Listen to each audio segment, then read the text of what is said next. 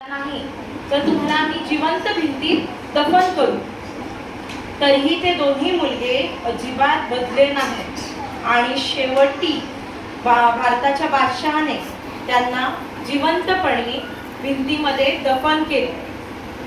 आणि या दोन मुलांच्या शौर्याला सलाम म्हणून आपण हा वीर बाल दिवस साजरा करतो. तर ज्या ज्या मुलांनी भारतात किंवा महाराष्ट्रात जे मुलं अगदी शौर्य गाजवतात त्यांना या दिवशी पंतप्रधान मोदी यांच्या हस्ते गौरवण्यात येतं, त्यांचा सन्मान केला जातो.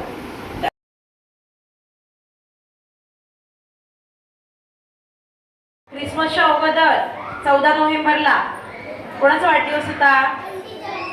पंडित जवाहरलाल नेहरू यांचा वाढदिवस आपण बालदिन म्हणून साजरा केला. त्याच्यानंतर आता आहे 26 डिसेंबर. 26 डिसेंबरला वीर बाल दिवस म्हणून साजरा केला जातो.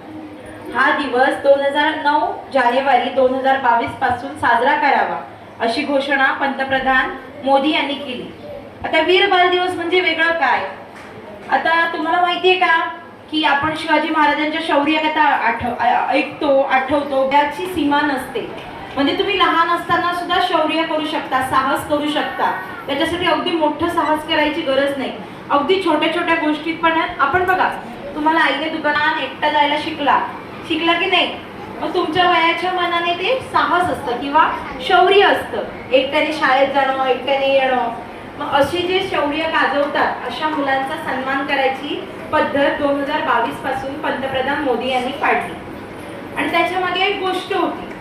आता गोष्टी सगळ्यांनाच आवडतो बा. आपलं जसं दैवत आहे महाराष्ट्राचं, तसंच पंजाबी लोकांचं दैवत कोण आहे माहितीये तुम्हाला?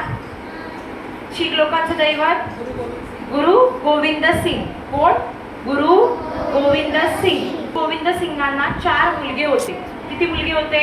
4. ते 4 मुलगे अगदी लहान असतानाच भारताचा जो नवाब होता त्याने पंजाबवरती आक्रमण केलं आणि त्याने त्यांचे जे छोटे 2 मुलगे होते त्या 2 मुलांना